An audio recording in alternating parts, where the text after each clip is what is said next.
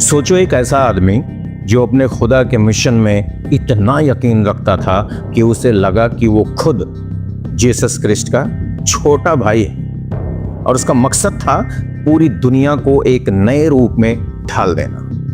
वो आदमी था होंग ज़िक्वान, जिसने इंसानी इतिहास की सबसे खूनी और तबाही मचाने वाली बगावत को लीड किया, दैट इज ताइपिंग रेबिलियन। कहानी शुरू होती है 1843 में चाइना की साउदर्न प्रोविंस गुआंगडोंग से। होंग ज़िक्वान जो बार बार सिविल सर्विसेज के एग्जाम में फेल हो रहा था, पहली बार क्रिश्चियन टीचिंग से रूबरू होता है। अब वो किताबें उसके अंदर कुछ जगह सी देती हैं, एक विजन आता है उसके अंदर, वो भी इतना स्ट्रांग कि उसे लगता है कि वो जीसस क्रिस्ट का सचमुच में छोटा भाई है और उसका मिशन है हेवनली किंगडम बनाना। लेकिन ये सिर्फ रिलीजन ही नहीं था, इसमें कुछ पॉलिटिक्स भी थी।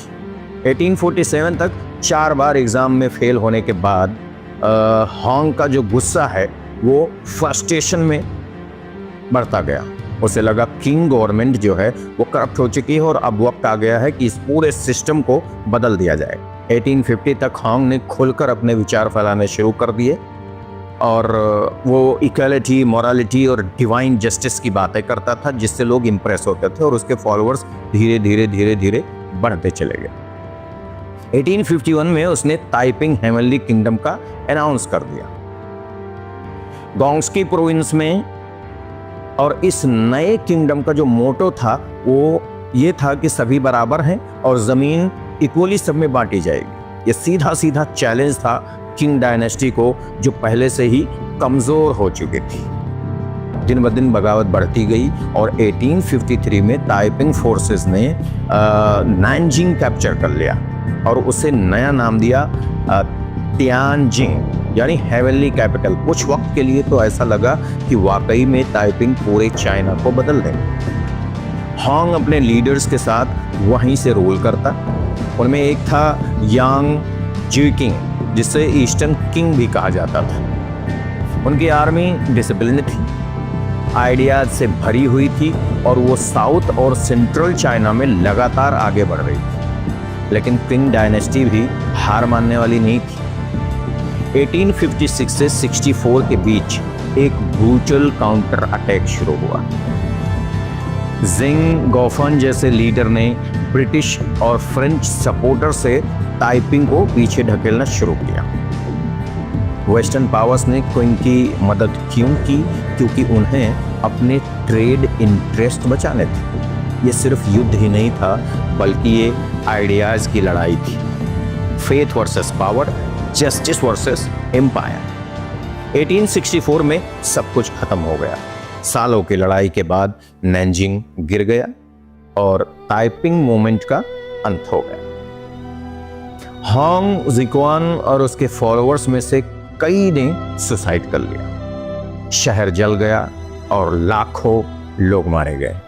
इतिहासकारों के मुताबिक तो लगभग 2 करोड़ लोग इस रेबेलियन में मारे गए, जो दुनिया की सबसे डेडली सिविल वार्स में से एक थी। लेकिन ताइपिंग रेबेलियन ने चीन को हमेशा के लिए बदल दिया। इसने किंग डायनेस्टी को उस कमजोरियों को एक्सपोज कर दी और आगे आने वाले रिफॉर्म्स मूवमेंट्स को इंस्पायर कर दिया। Land reform, women equality, communal system, ये आइडियाज उस समय बहुत आगे के थे। होंग का सपना पूरा नहीं हुआ, लेकिन उसके विचार आने वाली पीढ़ियों को सोचने पर मजबूर कर गए। आज भी हिस्टोरियन जब डिबेट करते हैं तो कहते हैं कि क्या होंग सच में रिलीजियस विजनरी था या फिर फेथ के नाम पर पावर चाहता था। और वेस्टर्न पावर्स का क्या रोल? उन्होंने क्विंग को बचाया, लेकिन इससे चाइना का फ्यूचर भी परमानेंटली चेंज हो गया। ताइपिंग रेबेलियन ने दिखा दिया कि जब होप, आइडियोलॉजी और पावर टकराते हैं तो नतीजा सिर्फ डिस्ट्रक्शन ही नहीं होता, बल्कि सोसाइटी भी रीशेप होती है। होंग का किंगडम तो गिर गया, मगर उसका शैडो आज तक चाइनीज हिस्ट्री में मौजूद है। होंग ने कहा था कि मैं गॉड का बेटा हूँ लोगों को बचाने भेजा गया। वो अपने मिशन में नाकाम रहा, मगर उसकी बगावत ने दुनिया को दिखाया कि इंसान अपने जस्टिस और फेथ के लिए कितनी दूर तक जा सकता है। आज बस इतना ही, लेकिन आपने अगर अब तक ग्लोबल दर्पण को सब्सक्राइब नहीं किया है तो प्लीज़ आप इसे सब्सक्राइब कर लें, बेल आइकन दबा दें ताकि नोटिफिकेशन आपको मिलती रहे। लाइक शेयर की उम्मीद के साथ अब आपका कमर सिद्दीकी की इजाज़त चाहता है। कल फिर मिलेंगे कुछ नया लेकर, तब तक के लिए अलविदा दोस्तों, जय हिंद।